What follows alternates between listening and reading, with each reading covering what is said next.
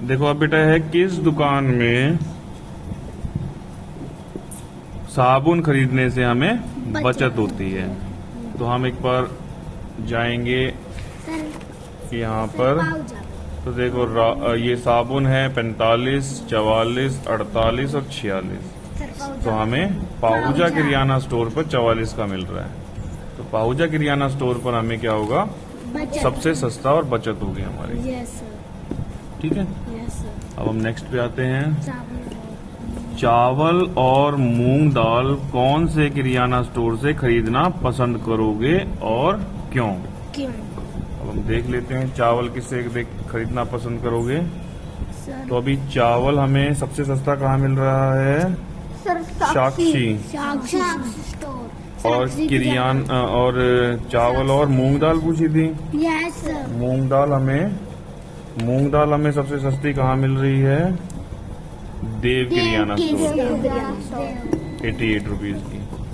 तो अब क्या बताया गया है, क्योंकि इन दोनों पे ही और दुकानों से सामान सस्ता है, इस वजह से हम खरीद रहे हैं।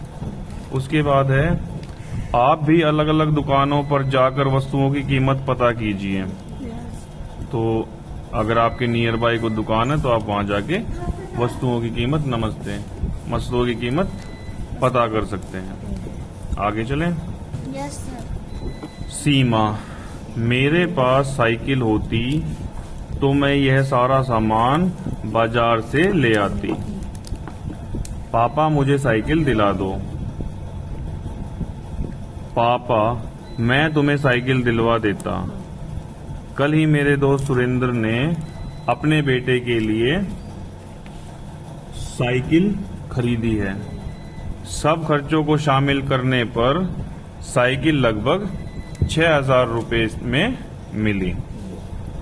तो सीमा बोलती है, सब खर्चों को शामिल करने का मतलब दुकानदार ने साइकिल की कीमत 5500 रुपए बताई, लेकिन उस पर घंटी, सीट कवर, कैरियर आदि लगवाने में 500 रुपए और लग गए।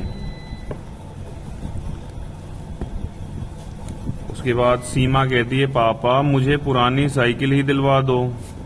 2 दिन पहले कृतिका को उसके पापा ने पुरानी साइकिल रुपए में दिलवाई है। चलो अब हम आगे चलते हैं। इसमें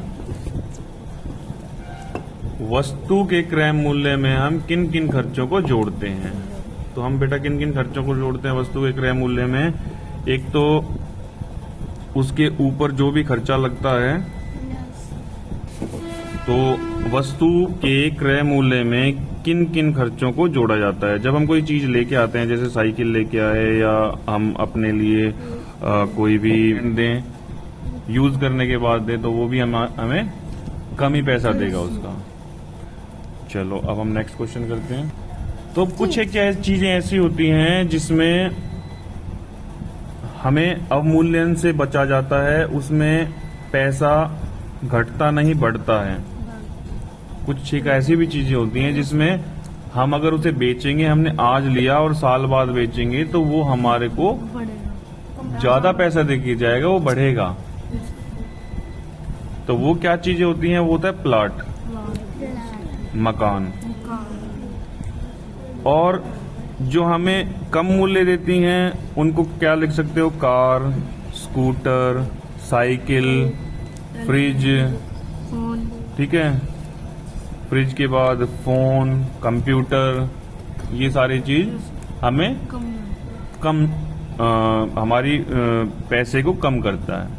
ठीक है, हमें अगर हम उसे रीसेल करें, दोबारा बेचे, तो हमें वो कम रुपीस देगा, कम पैसे देगा।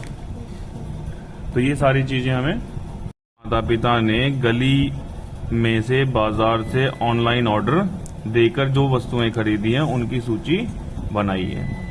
अब गली में से खरीदी हुई चीजें क्या क्या होती हैं? फल हो गया, और क्या होती है?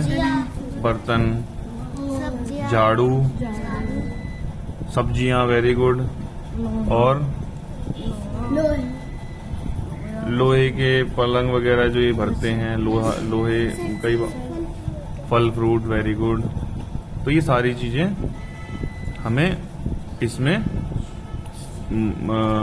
गली में से खरीद सकते हैं। बाजार से खरीदी हुई वस्तुएं कौन सी होती हैं जो हम बाजार से चाय पत्ती, आटा, चावल। तो चीनी, चाय पत्ती, दाल, चावल, आटा, बूंदी। अच्छा चलो, अब हम ऑनलाइन ऑर्डर देकर खरीदी जाने वाली वस्तुएं। टीवी, हम टीवी खरीद सकते हैं ऑनलाइन, फ्रिज ऑनलाइन खरीद सकते हैं, मोबाइल वॉच, एक वॉच होती है मोबाइल की, बिल्कुल। इसके अलावा हम खाना खाने की जो जोमेटो वगैरह से, हम स्विगी वगैरह से कुछ समोसे वगैरह मंगाते हैं या कुछ खाने के लिए मंगाते हैं, तो वो भी हम ऑनलाइन ऑर्डर करते हैं। सर मेरे पापा ने फर्नीचर, ठीक है, पिज्जा। पिज्जा, हाँ चलो बिल्कुल, बर्गर, पिज्जा, सारी चीजें जो है हम ऑनलाइन ऑर्डर कर सकते हैं। तो पिताजी और मोहित की बात हो रही है। पिताजी कहते हैं, मोहित आज तो सारी सब्जी बिक गई। तो मोहित कहता है, पिताजी आप कौन कौन सी सब्जियां खरीद कर लाए थे? पिताजी कहते हैं, इसका विवरण इस सूची में दिया है, देखकर बताओ देख कर बताओ कौन सी सब्जियां बेचने से मुझे लाभ हुआ और कौन सी सब्जियां बेचने से मुझे हानि हुई। तो सबसे पहले देखो, आलू की सब्जी है, इसका क्रय मूल्य। क्रय मूल्य क्या होता है? सर खरीद। Very good, very. क्रय मूल्य खरीद होता है, ठीक है। और विक्रय मूल्य बेचना, ठीक है, या जो है बिक्री कह सकते हो तुम इसे, या बेचना है या बिक्री। तो अब हमने 200 अब हम क्रय मूल्य और विक्रय मूल्य की ही बोलेंगे ताकि तुम्हारी उस चीज पे कमांड अच्छी हो जाए, तुम्हारे दिमाग में वो अच्छी तरह बैठ जाए। तो हम क्रय मूल्य और विक्रय मूल्य बोलेंगे, खरीद और बेचने को छोड़ के। तो हमने आलू जो था वो 220 रुपए का क्रय मूल्य है। क्रय मूल्य मतलब 220 रुपए का खरीदा, 235 रुपए का बेचा, यानी विक्रय मूल्य है 235 रुपए है। तो हमें 15 रुपए का यहाँ पे लाभ हुआ, क्योंकि हमने कम में खरीदा है और ज्यादा में बेचा है। कम में खरीद के ज्यादा में बेचा है। सर अब लाभ हुआ। अब हमें टमाटर को देखना है। टमाटर क्या है? 315 रुपए का हमने क्रय किया है।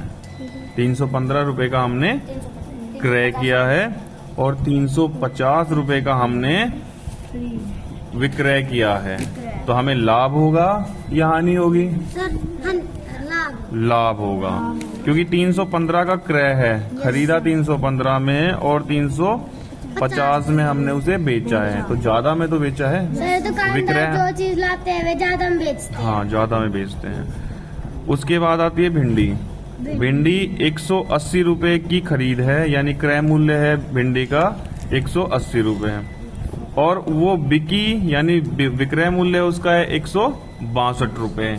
तो अब इसमें हानि हुई या लाभ हुआ? हानि। वेरी गुड, इसमें हानि हुई है। सर क्योंकि ये कम है। कम में बिका है, विक्रय मूल्य इसका कम है। क्रय विक्रय पे अच्छी कमांड करनी है। बैंगन हमारा आता है 85 रुपए की हमारी खरीद है, यानी क्रय मूल्य 85 रुपए है।